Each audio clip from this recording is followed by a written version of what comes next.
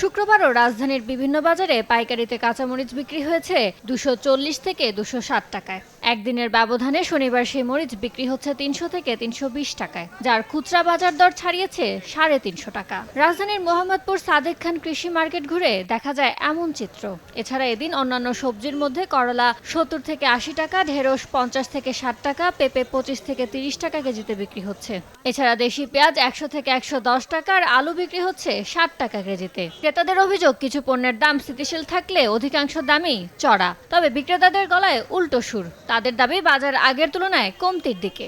ওই রকম কোনো দাম কমে নাই। আগেও পটল কিনছে 60 টাকা, এখনো পটল 60 টাকা।